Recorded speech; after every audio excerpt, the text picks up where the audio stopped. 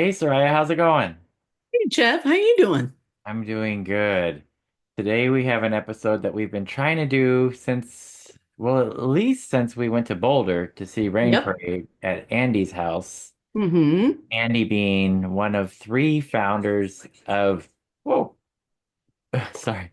Andy being one of three people that helped found Label 51 Recordings, Right. who have put out a couple records that we like. I see you've got Show and Tell. Yes, yes. Label 51 put out Rain Parade. A couple different releases, right? That's Oh the yeah. newest one. And I figured on this one we'd jump around a little bit, maybe start with the present, talking to one of the founders, not Andy, um, and then maybe jumping into the future, seeing what they're doing for Record Store Day, and then jumping in the past, seeing what this guy did with the previous thing. But what guy are we talking about, I think Soraya? we're talking about Bill Hein. We are talking about Bill Hein, Yeah. and Matt Pucci told us you have to have Bill on your episode, and I'm like looking at my record collection, like a lot of these have to do with Bill, so I blame him partially for this obsession, but it's taken us a while to get Bill on, but we'll also be joined hopefully by co-host Ronnie Barnett because Ronnie is a big Barnett. fan of what Bill has done. So I'm looking forward to talking to Bill about what he's planning on doing in the future and what he's done in the past. Yeah. Well, let's get started. This is Oh. going to be a really good talk. Yeah, a lot to cram in 40 minutes. Yep. Let's do it. All right. Okay. Hi, this is Soraya. And this is Jeff, Our podcast is called Paisley Stage Raspberry and Rhyme. a podcast where the two of us play music that we like and share anecdotes and background about the tunes. We hope you'll join our conversation. And without further ado, a groovear. Let's get groovy.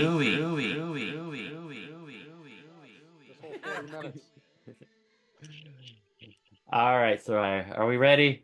I Yeah. think we're ready. So for our listeners, we have the great fortune today to not only be joined by our guest host Ronnie Barnett, but by the great Bill Hein. And we have so many questions that we just want to jump into it. So thank you so much for joining us and letting our listeners hear a little bit more about your story and all these things that you've done and are doing. So welcome. Well, thank you. I'm a regular listener to your podcast. It enlivens many long drives, bike rides, and runs. Wow. Nice, We'll take nice.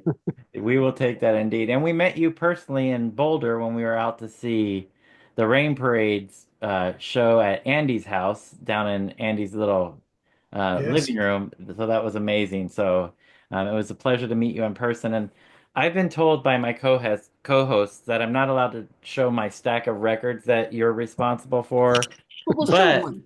but We'll I show have a one. Ah, couple. So um, There we go. so we're talking about just most recently, of course, Rain Parade, Label 51, and Dream Syndicate, and we'll go back to the past. But I figured Ronnie will start in the present and then jump to the future a little bit and then go back to the past. So Label sure. 51 Flatiron recording. So I'm really interested about this arrangement that you have. So it sounds to me like you, Andy, and Fred, is it, that started up? Yeah. Fred Goldring, Andy Zicklin, myself, were the three partners. So why the two Flatiron Label 51 recordings? I believe I read that Flatiron is more like the legacy acts, and Label 51. How is this divided? Can you tell us a little Um, bit about getting this started?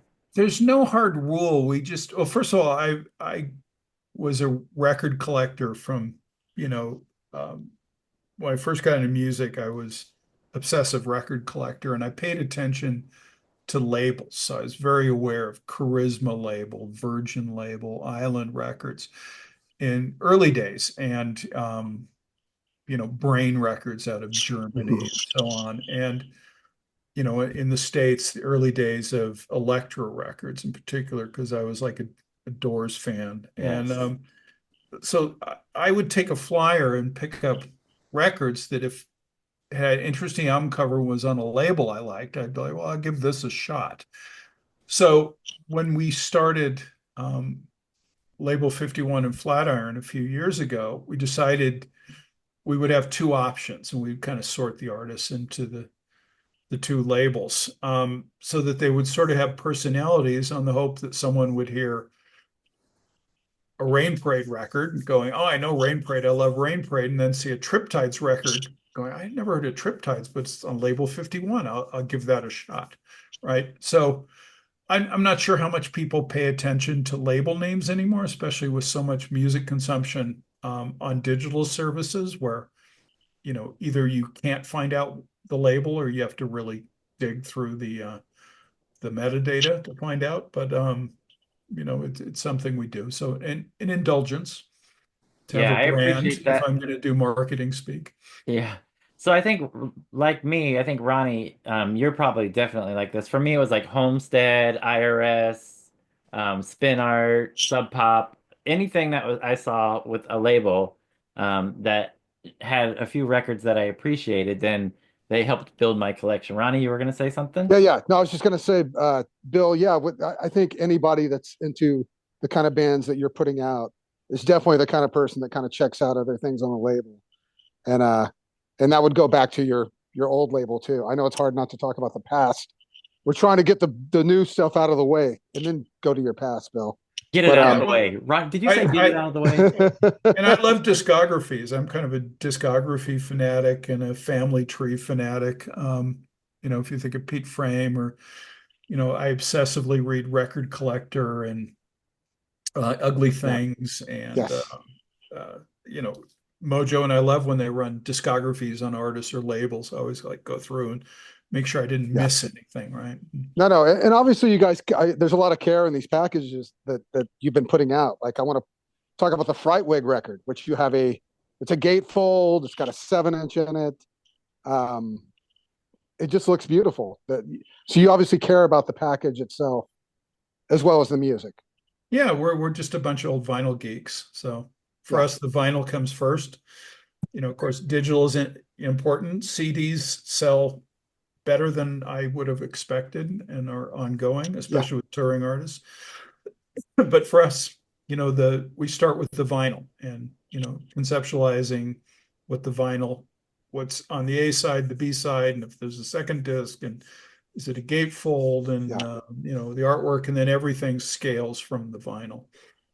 yeah. I'm glad you mentioned that CDs do sell because I always try to tell my friends that are putting out their own.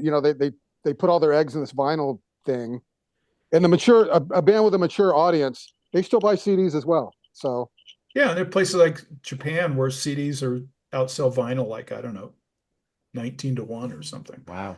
So yeah, yeah. No, I still work. Well, I moved 6 months ago, but I work in a record store. I always tell people when there's a new McCartney record, I get asked for it on CD like about 30 times more to every one vinyl. So yeah, that's and the merch table, it's the CDs that move at the merch table if you're a touring act. yeah, yeah. So what made you want to get back into the business and start a label again? Well, first of all, it's what I've done pretty much all my life, if not a label distribution company. I've been involved somewhere in the supply chain.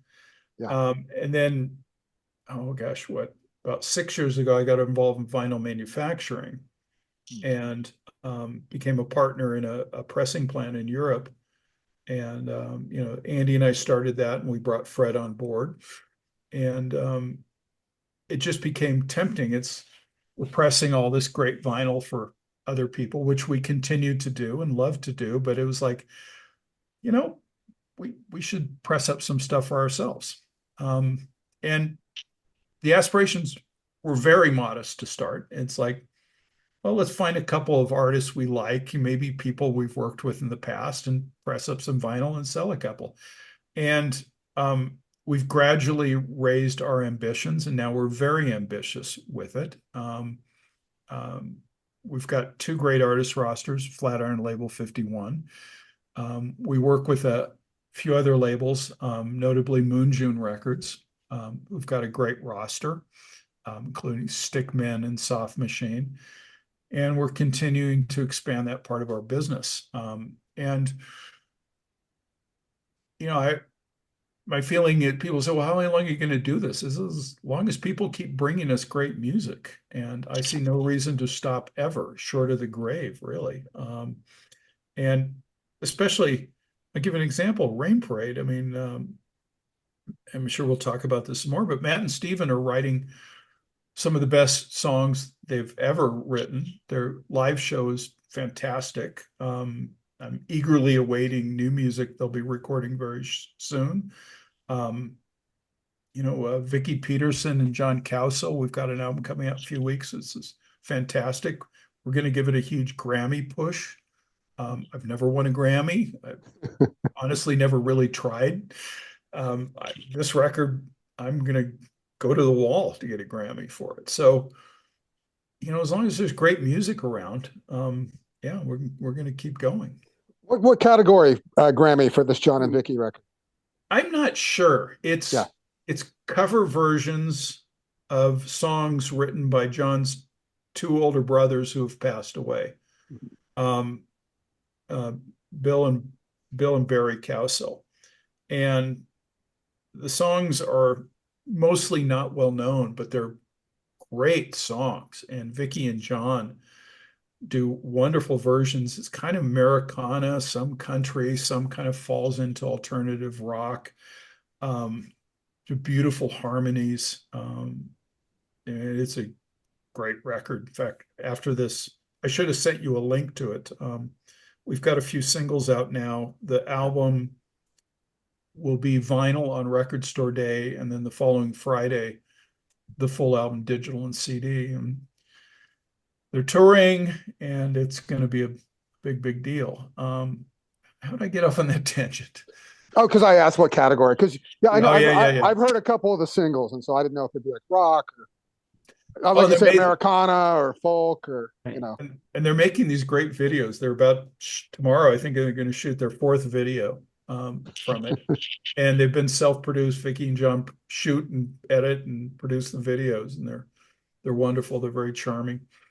Yeah, so there's the two labels, but it grew out of the vinyl business, which we rode that wave. Vinyl came back. I was delighted because I've always been a vinyl collector. I didn't hate CDs, but I missed vinyl. I missed when vinyl wasn't the primary medium for experiencing music. And I'm still kind of amazed. I for a while I thought record stores were going to disappear, and I found that profoundly depressing. And now there's great record stores everywhere. I live in Denver, and we've got Wax Trax, we've got Twist and Shout. There's a great new store in Boulder, and whenever I travel, I try to hit the local record stores, and they've come back and they're healthy. And what's really interesting now, it's not the chains at the malls. It's not Music Land at the mall. It's independent record store run, owned and staffed by people who are passionate about music and can talk about music and, are there because they love it.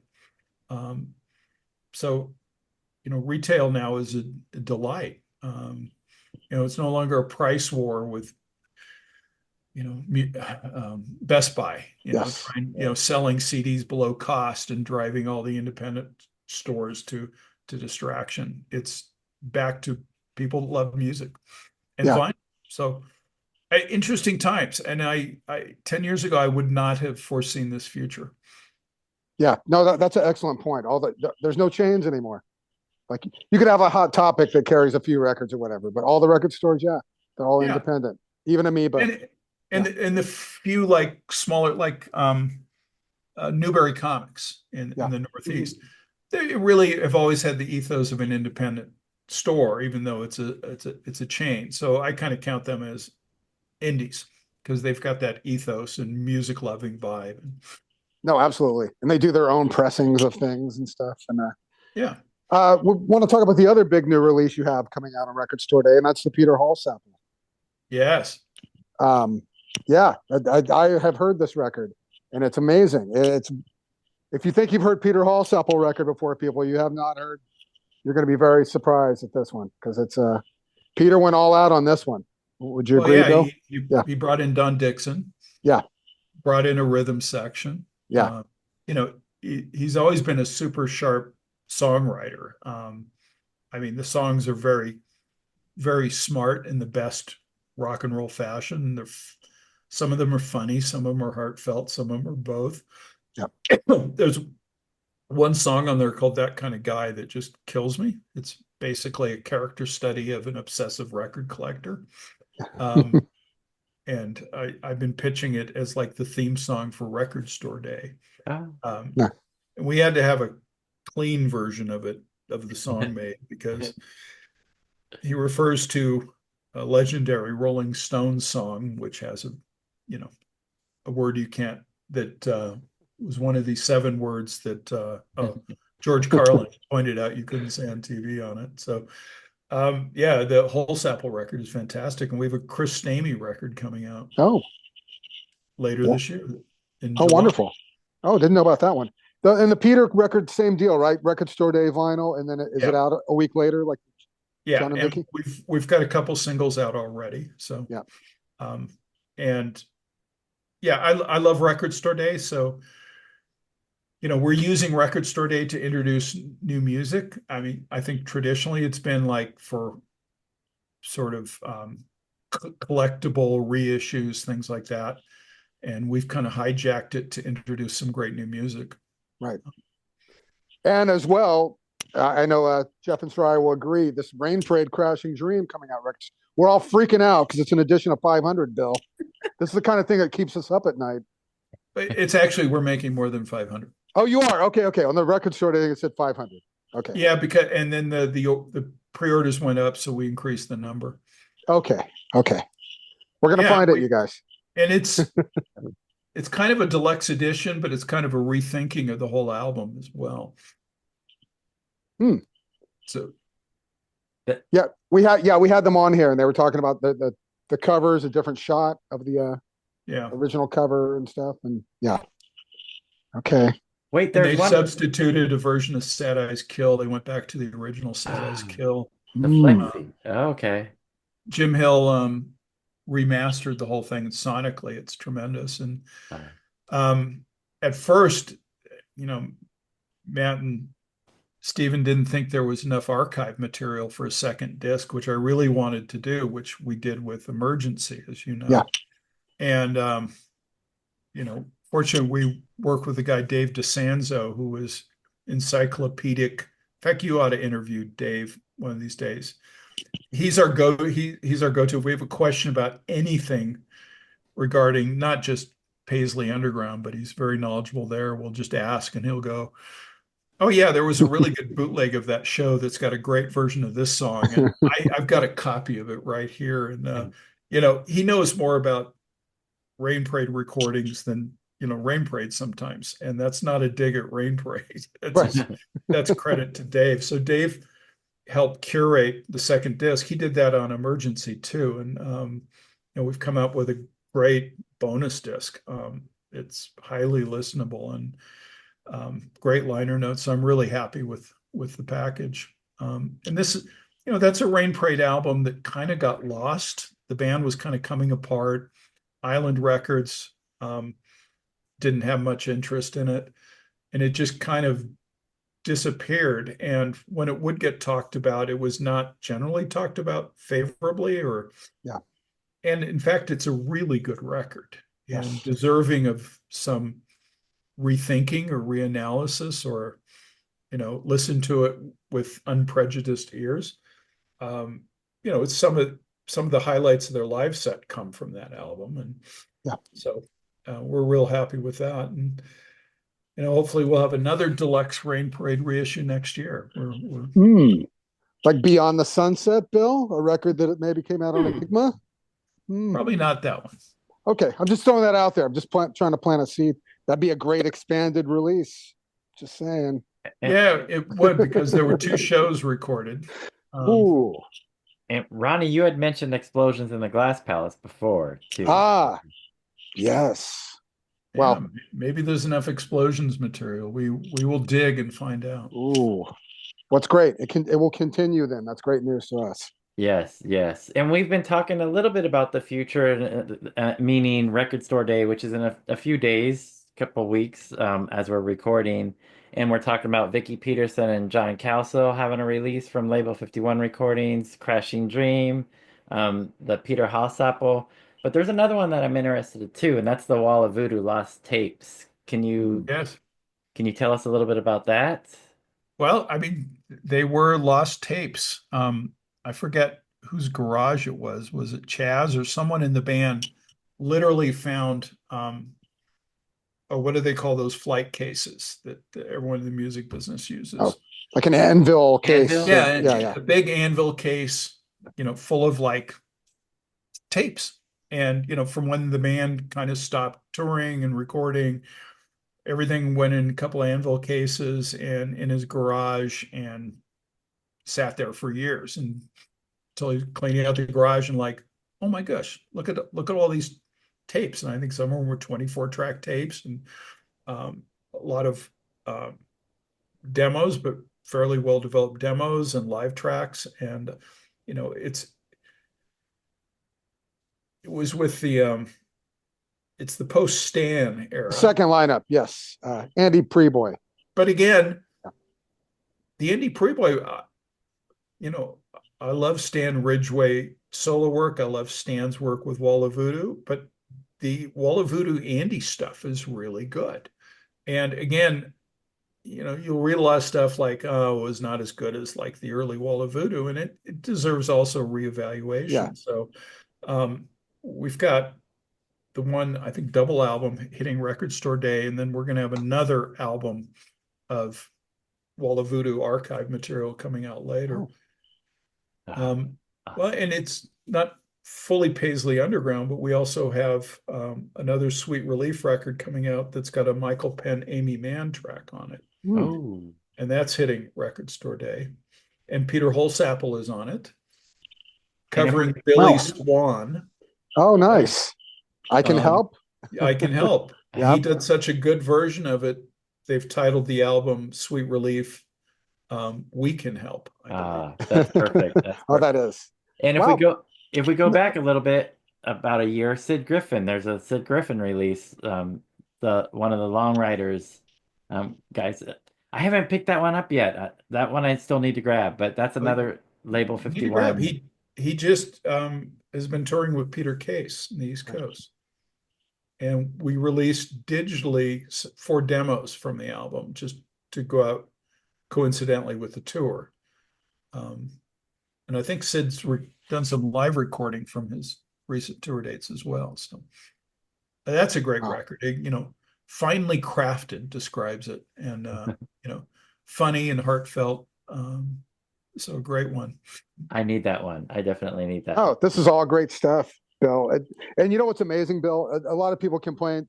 It's Record Store Day takes all your releases. which is not the usual thing. I can say, like, they turn down lots of stuff. So yeah. No, we were very happy. We've got a lot of stuff in Record Store Day. So kids, save your money. I've been doing that, actually. I've been doing that. I've been putting aside money just for that in a couple of weeks.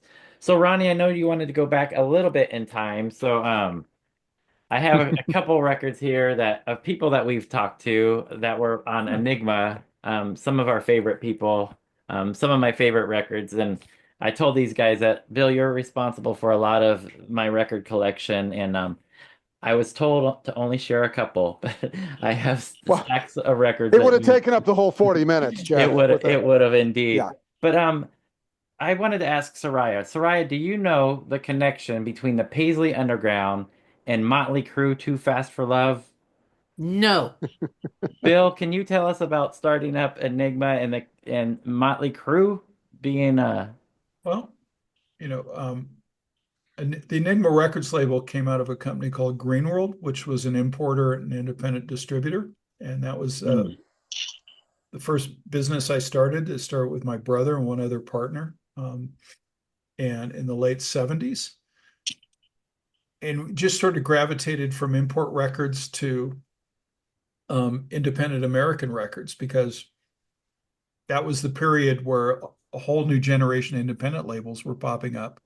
Artists pressing up their own records, labels like SST and Frontier, and Ralph Records had been around, but they were a important indie label then.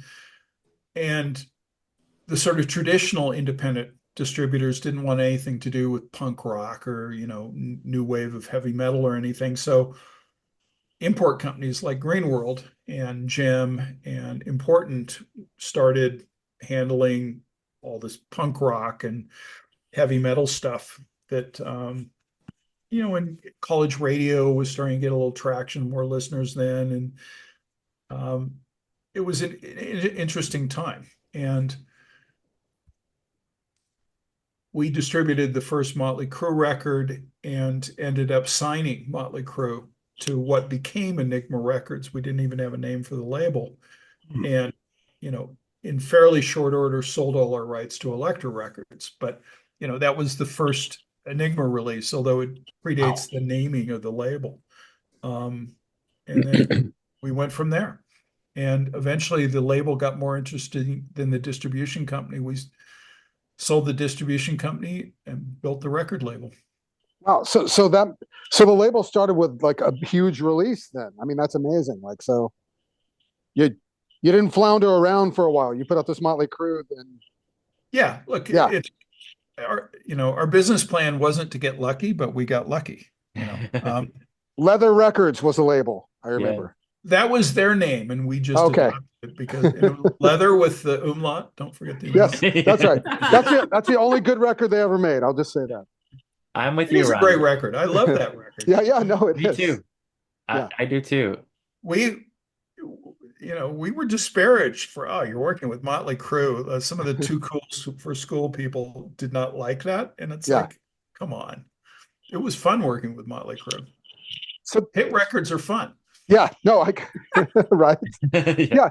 I just remember as a record buying kid, Bill, that all of a sudden Enigma Records was just everywhere and just with a lot of releases. Like, were you guys indie before you hooked up with Capitol? Yeah.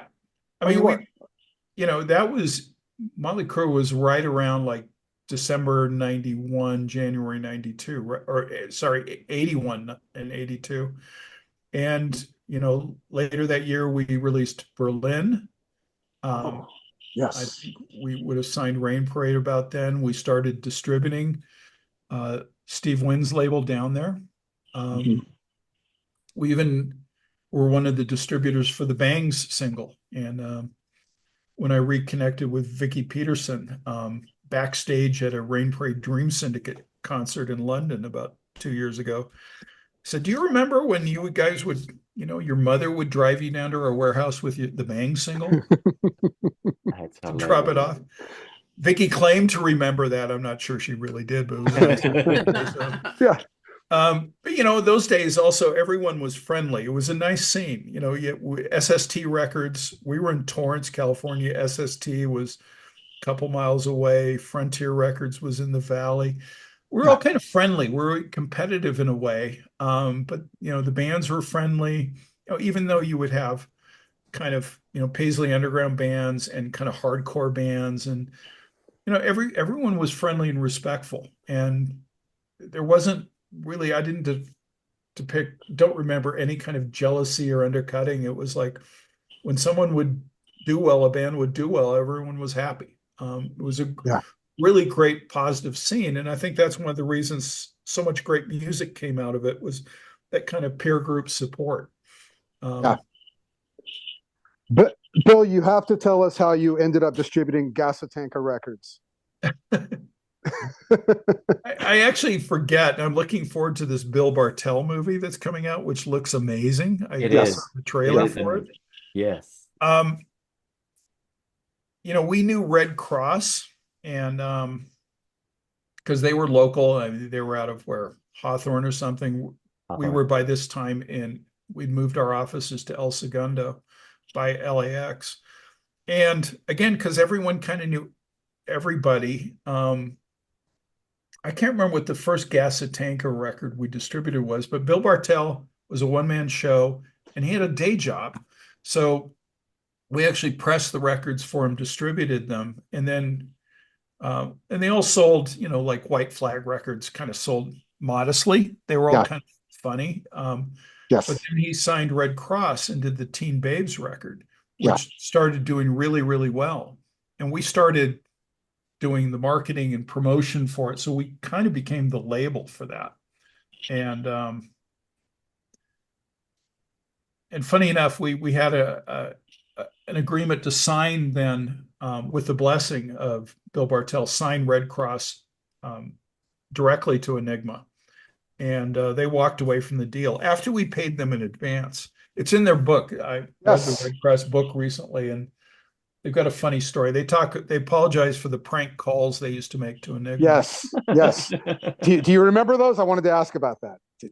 Was that to you personally, or did just people that work for you? I don't. I read it and go, okay, I sort of remember that. It's probably true. They were a blast. We loved when they would come in the office because they're such characters. The biography is fantastic. It is. I never knew the reason why they actually walked away from the deal. And it's because they heard we paid $25,000 to Poison. We were only offering them 10. They were offended. Yeah. So meanwhile, there's no way they got 30,000 from Big Time or whatever. Yeah. But yeah. And so, one that got away. I would have loved to have done a lot more work with Red Cross because they're a great band. I still love them. They're still making great records. And again, I absolutely love the biography. One of the best rock books I've read in a long time. Yeah. Now you're one of us. It's great. Yeah. A great title. Yeah. I visited that office at El Segundo a couple of times, Bill, because I was dating Kim from the Pandoras. I ended up in the Muffs with Kim. I don't know if you know that.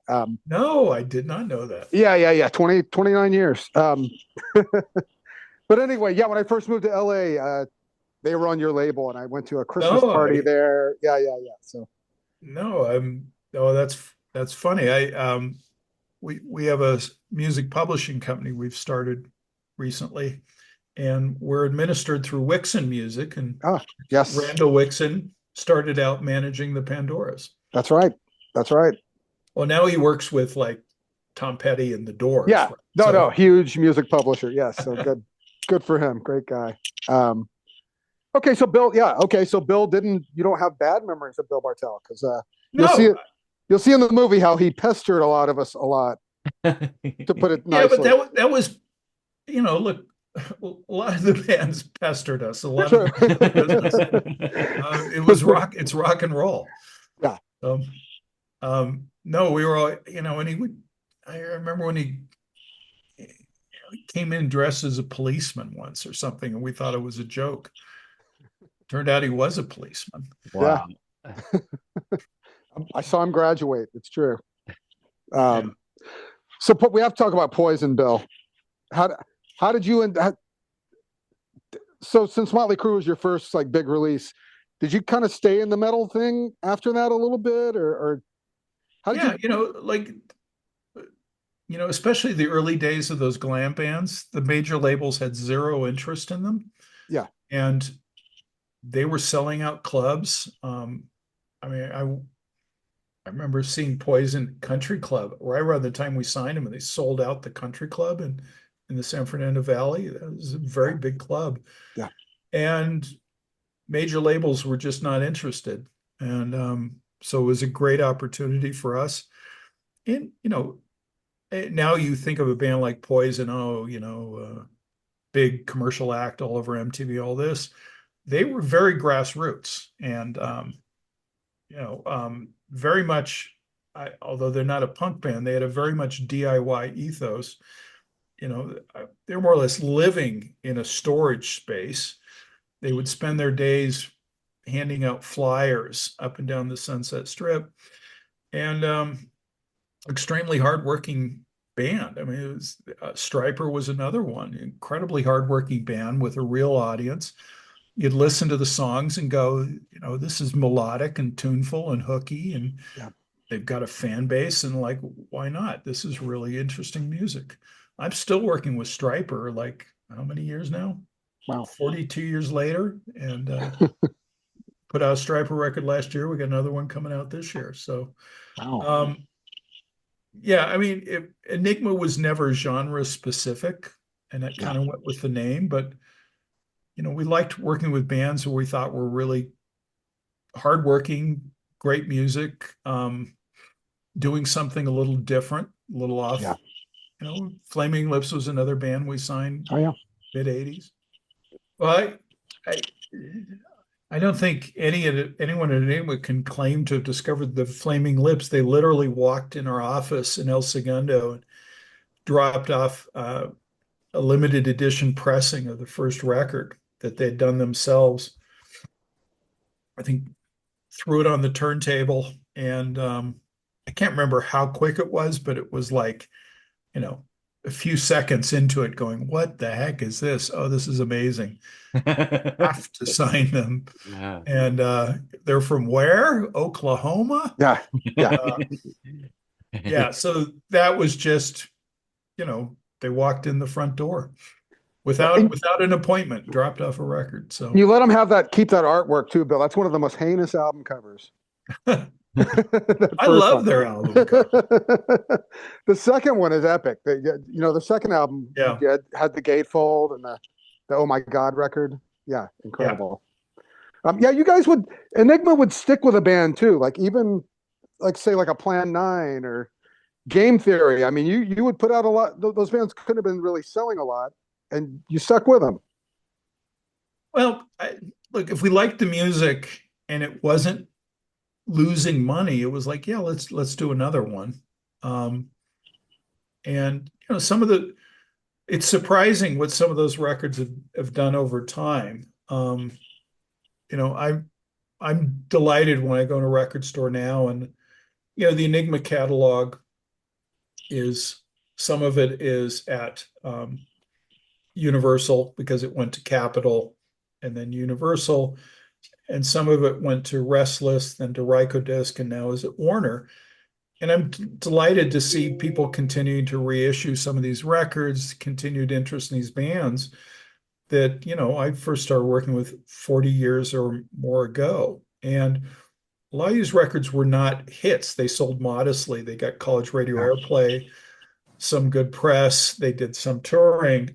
But for there to be continued interest in them, I think it just gives me a great feeling. And then, there's some really big bands from the 80s that had big records, gold records, completely forgotten. Forget, you can't find. So, it's what people always say about like Velvet Underground records and stuff like that. It's, they weren't hits when they came out, but if the music's truly great and innovative, it will find its audience. It takes longer, but tortoise and the hare situation does happen in the music business. Big Star is another example of that for sure, right? Oh yeah, that's a great example. I wanted to bring up something. These two records, the Enigma Variations and Enigma Variations 2, which turned me on to a lot of bands because they're compilations of various artists that you have. These were really cool. I'm glad you guys put these out, although they were dangerous to a record collector like me because I start discovering all these other bands. Any thought for maybe Label 51 to do a compilation, or are the days of compilations in the past? Oh no, we're absolutely doing, I think we're going to do two, one for each. Andy Zicklin is looking after that, but that's something we're definitely going to do. They were fun to do, and I think we sold them for like $3.99 or something. Yeah, I think it even says right on there. I think that there's like a price tag that's put on there or something like that. But yeah, it's like a dealer giving somebody their first bump, right? It's like once you have it. That's what it's intended to do, Jeff. Yeah. Hey Jeff, since you brought up Enigma Variations, and I got you here, Bill, I got to ask about the Pandora's track Worm Boy on one of those. It was the Gwen-led Pandoras. Yeah. It's the only thing they ever put out, that version of the Pandoras. Now, were you going to do an album or an EP with them past that, or? Yeah, I think we actually recorded one. I don't know whatever happened to that. I'm linked to Bambi from the band on Instagram. I should ask her whatever happened to that. Yeah, Gwen's around too. I could ask her too. I just never. And they were kind of connected to Channel 3. I forget exactly who we were working with at the time. I think it did shows together. Someone from that Pandora's might have been dating someone from Channel 3. I Yeah. forget. And then there was a I do connection. remember we recorded an album though. Oh, Okay. No, I always wondered about that. and then Yeah. there was a connection to Michael Quercio of the 3 o'clock with that version of the Pandoras, because I remember seeing a couple live shows where he was, or at least one where Michael was sitting in with Gwen in that version of the band. So another connection. Interesting. You talked about Restless for a little bit. So Yeah. what happened with Enigma and Restless? Was that something that broke off from Enigma? Well, sort of. At a certain point, Enigma needed two things with some of the acts we were working with, like a band like Smithereens or Poison started getting commercial radio airplay. And the need for like much deeper retail distribution. On our self-distribution, we were good about independent retail and some chains, but we couldn't just hit the button and go and like, push out 500,000 albums to Mall America. So we did a joint venture with Capital EMI, and Smithereens, Poison became joint ventured acts, and then we moved some of our distribution over to SEMA, which was Capital EMI's distribution operation North America. But there was some music we had and some artists we had we just didn't think were appropriate for a major distribution system. So we started Restless as a second imprint, the exact same company as Enigma, and we kept it in independent distribution. And then years later, Capital EMI bought Enigma and was not interested in Restless, and I was not interested in them buying Restless because I knew it would just disappear. So we kept Restless independent, and it was an independent company through the 90s through 2002 when it merged with Rykodisc. And that's when I started working at Rykodisc. Okay. But there was an overlap. So Restless was part of Enigma, and that was an independent company. And some Enigma catalog moved to Restless when Capitol bought it, like Rain Parade, for example. I lobbied for the Rain Parade catalog to go with Restless because I thought that would just disappear in the EMI system. Major labels are good with big records and big artists. Catalog titles that are selling a few thousand a year that are sort of culty, it's not the best place for them. Yeah, that makes sense. I do have a Restless compilation down here too. Oh, yeah. Yeah. Yes, with the alternative looking woman on the cover. I remember that one. Oh, show me the cover. I'll have to pull it out. I might not have a copy of that. Ron, You have that. the next question. No, absolutely. So when Enigma was at its biggest, Bill, how many employees, how many people were working there? Oh gosh. Well, I mean, we had an operation, a European operation in Amsterdam. We had a guy in London. We had a guy in Paris. We had a New York office. 70? Wow. Maybe? Yeah. Oh yeah. There it is. Oh, that's Texacala Jones. That's right. From the great Tex and the Horseheads. That's right. You remember Club Lingerie? She was a waitress or bartender. I can't remember. She worked at Club Lingerie too. Boy, that was a great live band, Tex and the Horseheads. Any of you guys ever see them? No. Absolutely. I saw them once. Yeah. I lived in Houston. I didn't grow up in LA. I didn't move there till 89. But yeah. And then two great records, both on Enigma, or at least one of them's on Enigma. Yeah, we did a live in Amsterdam record with them too. Okay. I think initially we just released in Europe, but Tex and the Horseheads, folks, go find them. Ronnie, you remember 28th Day, of course. Oh, love 28th Day. Yeah. Oh, there's so many great records on Restless and Enigma. I mean, again, we could be here all day. And then Rykodisc. My God, Bill. Yeah. Oh, music thanks you. We should name Game Theory, which should be absolutely, which should go down the Big Star Cult Man path. I think they're partially there, but No, I always thought that Bill, Game Theory is like one of my favorite bands of all time. Scott Miller's my favorite songwriter of all time. And I always thought when those records were coming out that they'd be discovered like Big Star. And it kind of has happened a little bit, but not like Big Star. But yeah, Game Theory, just deserving. Absolutely. Very much so. Very much. So, thank you for allowing them to make those records and to do a double record. Well, and actually, we're working now with Peter Holsapple and Chris Stamey individually, not as DBs, because I think the reunion tour is, closing the chapter on the DBs. Yeah. Wonderfully and amicably. But both those artists, my thought is they should have been on Enigma. I wish I'd worked with them in the 80s. They would have fit perfectly. Absolutely. Yeah. No. So we were at that show, one of the DB shows that was so great with VICKI Peterson and John Cowsill as at Zebulon. That's right.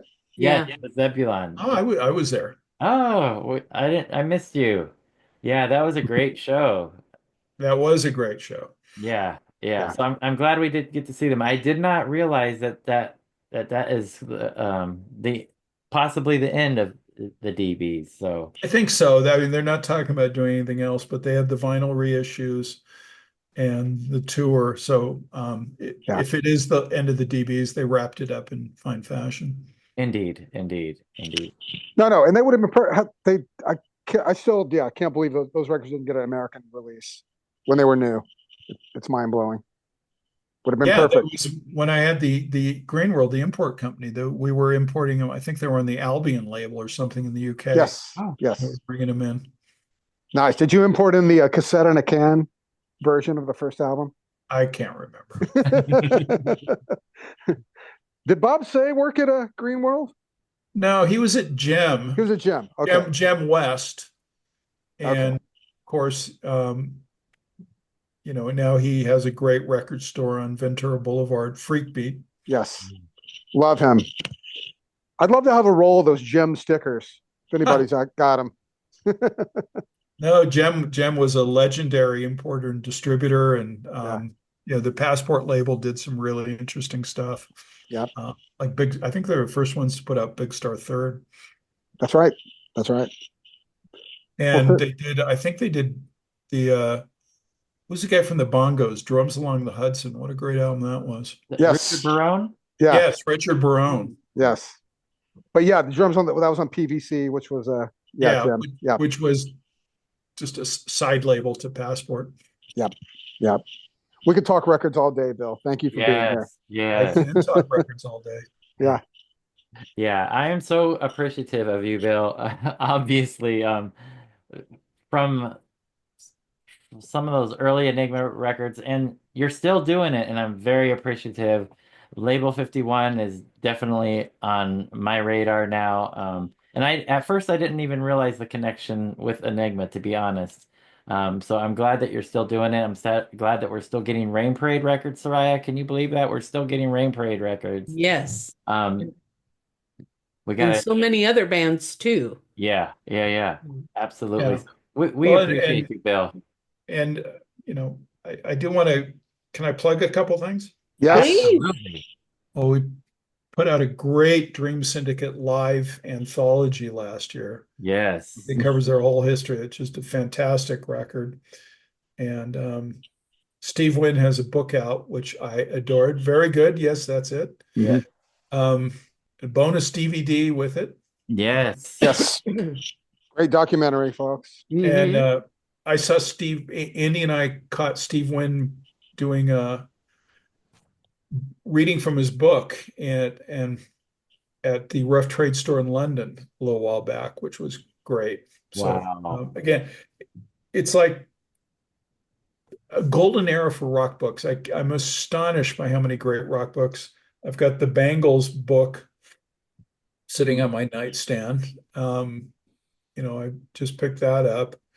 Wynn's book was great. Red Cross's book was great. I mean, it's just astonishing how many good reads there are out. The SST book from a year or two ago was fantastic. Mm-hmm. When does the Enigma book come out? I don't remember what date that Bill. was. I'm not writing it. You should. It needs to be written. Yeah, you should do it, Bill. Well, Write a book. my brother's visiting Denver, and I'm going to see him this evening. I'll see if he's got the energy to write it. That would be a great book for sure. Yeah. Well, there's one other. Oh, I wanted to say something about Rain Parade that just um actually one of the great disappointments. I'm mostly I think records sell what they're going to sell, and great records that don't sell initially do find their audience. Rain Parade should have been so much bigger, and when I started working with them, the comparison I would always make was Buffalo Springfield. Look how Oh, much talent there is, right? So many people can sing and write and perform, but the personalities are so different. And it was that kind of, I think, same dynamic that blew apart Buffalo Springfield, blew apart Rain Parade. And of course, David went on to be very successful with Opal and Mazzy Star. Mhm. But I'm delighted Rain Parade now is back and writing this great material. We'll see where it goes, but I implore everyone listening to this podcast to listen to all the new Rain Parade material. If you haven't heard it, they're on their game, and great. we're excited about. They're going to start recording again very soon. We'll have more new music this year, and Wow. so maybe you won't be the one that got away. Yep, well, there's two, and those are just warm-ups, I think, for what's coming. Wow. Well, I'm glad to hear that. And it sounds like, Ronnie, we may be getting another expanded reissue of Rain Parade, probably Explosions in the Glass Palace, I'm thinking. Yeah, but maybe Beyond the Sunset. Who knows? That's right. See, planting seeds here.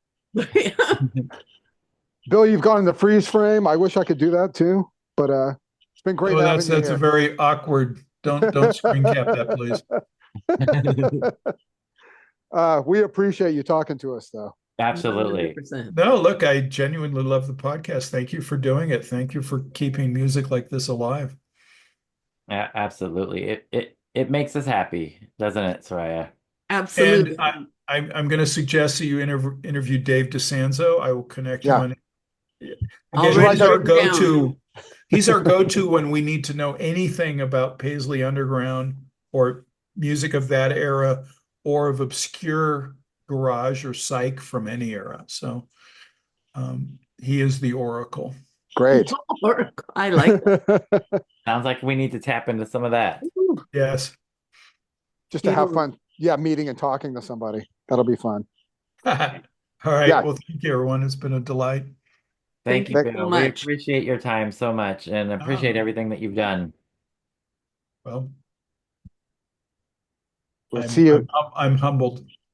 We'll see you again, Bill. Thanks so much for Absolutely. all you've done for music and for doing this. You're most welcome. Thank you All for right. listening. Okay. Bye. Take care. Take care. He's gone. Holy cannoli. I feel like this should be like in installments, like just a running series. The stories.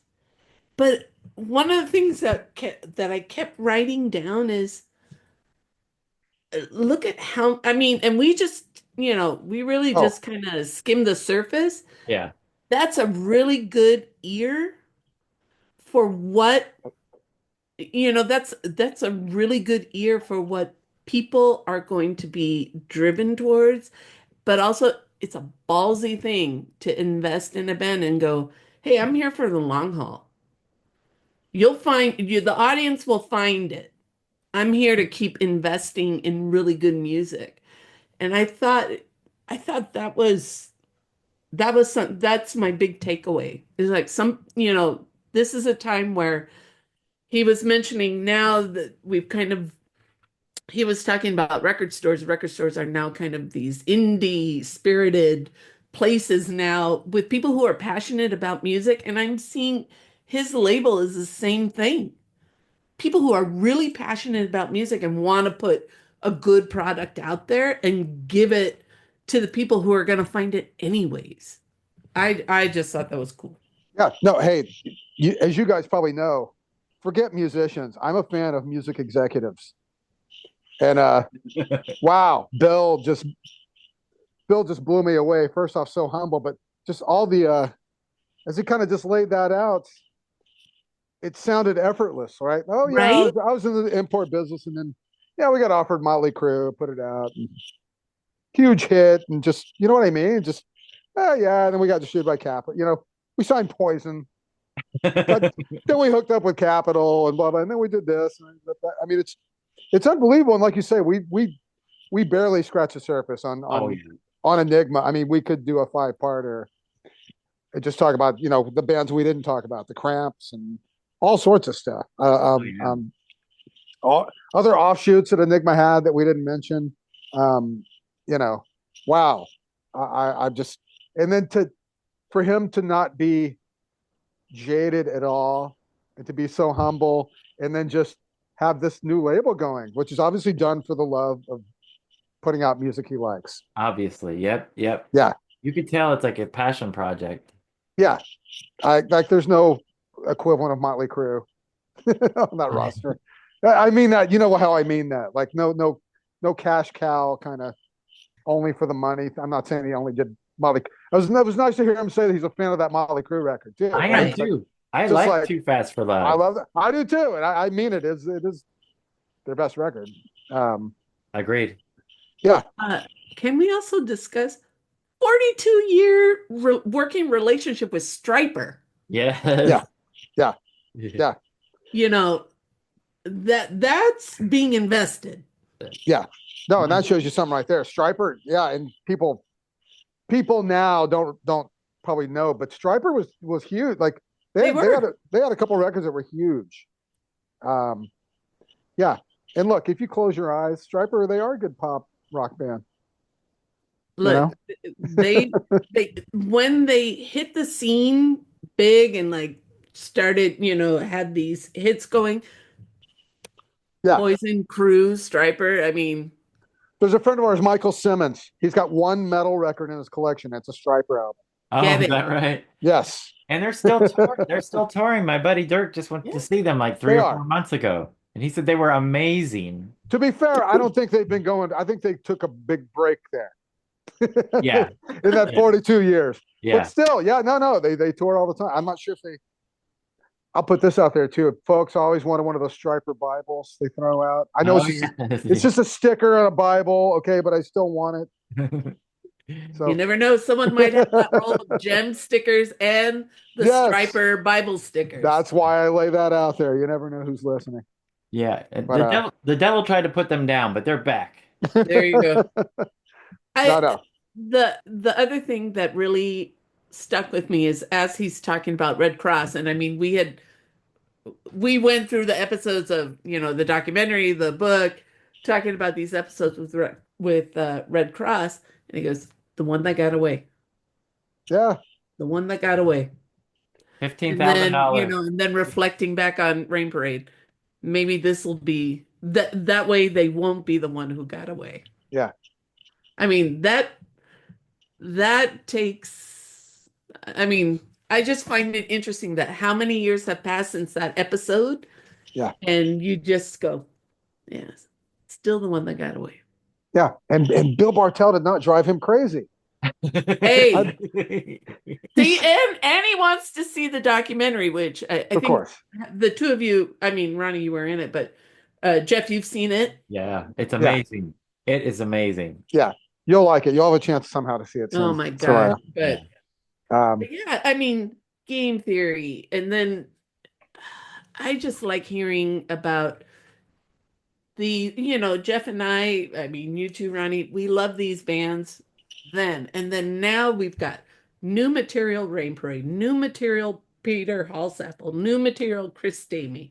Like, there's just stuff that keeps coming out and it's new and different. And they're like, we're going to back it. And how do you not love a band, a label that says we're going to do a big Grammy push for Vicki Peterson and John Cowsill and this new album? I've never won a Grammy. Yeah. This might be the moment to do it. I just love that. Like fearless. I find it to be fearless. Yeah. I wish them all the best. That would be amazing if something like that could happen. that would be so cool. And I would imagine very redeeming and very, we've talked to John and we know how sentimental he is about his brother's music, and I can just imagine how much joy that would bring him. And we've seen how passionate he is about pushing the music. I say pushing, but promoting, marketing, Yeah. talking about, spreading the word. Obviously very passionate about this project. Yeah. As I alluded to, though, he's got to go for a different. He can't go for rock. It's he's got to go for one of those other niche kind of categories. Okay, so then what But to have a if chance, you- because rock, you're going against Sabrina Carpenter or whatever. You know what I mean? Like, Yeah. Okay, so then what Grammy category? well, I haven't heard the. I haven't heard. I don't want to hear these songs. I listened to the first one that came out. I Uh-huh. want to hear the album. Yeah. You So want to hear the whole thing. I don't want. I don't. I'm not into scattered tracks. I like to hear albums when they come out. So I did listen to the first one though, and it loved it. It's fantastic. Yeah, I think we've all heard the singles and are happy with it. Yeah, that's what I mean. I've album. stayed away from the other singles. So, come on, emphasis tracks or something. Not singles. I think you know what I think, Jeff. I think we need to have Ronnie back on after we've all heard the whole album. Yeah, and then we can go, what Grammy category? We can start to think about that. But Yeah. I just love it. New music they're putting out and supporting their artists. It's just good to hear. Yes. Yes. yep, and passionate Good music too. and good music. Yeah. Yeah. We talked about all the brand new stuff he talked about putting out. Like, wow, stuff and we then didn't know about. Yeah, the one thing he also mentioned too that caught my eye. Sorry, I have to go back. Was that he said when talking about the Wall of Voodoo lost tapes that he says, oh yeah, and there might be some more material there for after that. Like, let's just keep going, keep digging, keep finding. Why not? Yeah. And Yeah. Ronnie, we're gonna need to talk about previewing this Peter Hassapel record. Oh yeah, yeah. We'll talk about that when we hang up on here. No, talk about that Wall of Voodoo. I mean, he kind of said it. It really did. That second lineup, it was a disservice to continue to call themselves Wall of Voodoo, because I don't know if you've watched clips of that. They had a real drummer, the second one with Andy Preboy. Yeah, Andy Preboy had to sing kind of like Stan on the old stuff and even on the new stuff, but it really, I know, to keep the deal with IRS, whatever, they had to be called Wall of Voodoo, but in retrospect, they probably should have picked a different name. It probably would have done everybody a better, And anyway. Maybe they could have even had a name that's similar. Haven't bands done something like that? Like instead True. of Oingo Boingo, now you're Boingo or something like that. Yes, Voodoo Lounge. Voodoo House. But yeah, looking forward to that. There are things that are out there that I've listened to. But yeah, looking forward to all the Voodoo stuff too. And super curious about this Pandora's recorded album that he says, I don't know what happened to that. I'm gonna have to ask a little about that. Yeah. I think the band kind of imploded probably before it. That's my guess. Yeah, I would imagine, but yeah, I didn't hear that there were any recordings. There she is again. And we had not one, not two, 3 cats. 3 cats. Yeah. This was a 3-catter. 3 cool cats. 3 cool cats even. And Miss Irma, she wanted in on the discussion. Oh yeah, no, and she was sitting on the other side of the cutie iPad here. Yeah. She was very involved here, even if you couldn't see her. So. Whew. All right. Well, this was great. Thank you to Matt Pucci once again for pointing us in Bill Hines' direction. I don't know. I think we're going to have him on again and just do tell us more. Tell us stories. Absolutely. Yep. Flaming Lips walking into the office and just kind of casually dropping an album and then going, whoa, all right. I know. We had so much to cover that it was hard to, we kind of had to keep going. Yeah. Look at that bait. I know. Look at that face. She was looking straight in the camera. She wanted her moment. Yeah. Oh, okay, Irma. We're gonna log off. Don't worry. All right.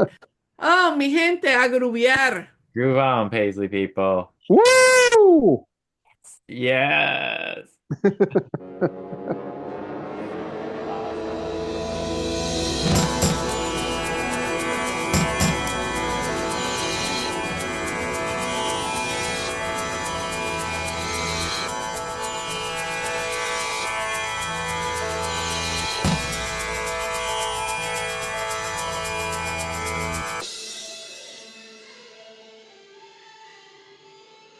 So you sound great. Okay. Yeah.